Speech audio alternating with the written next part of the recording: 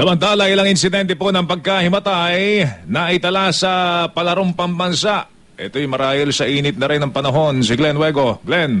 Tama ka dyan, Joel. At kinumpirma nga ng Department of Education o DepEd na may ilang atleta sa palarong pambansa ang isinugat sa ospital matapos sumunong mag-collapse o mahimatay kahapon. Ayon kay Atty. Domingo Alidon, ang siyang chairman ng Jury of Appeals sa palarong pambansa. Masyado kasing matindi yung init na nararanasan kahapon sa Pangasinan.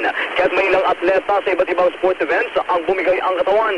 Sinabi rin ni palarong pambansa Vice Chairman DepEd Undersecretary Vicentino Rivera na may ilang minor injuries ang naitala sa unang araw pero nilinaw ng opisyal na normal lamang ito.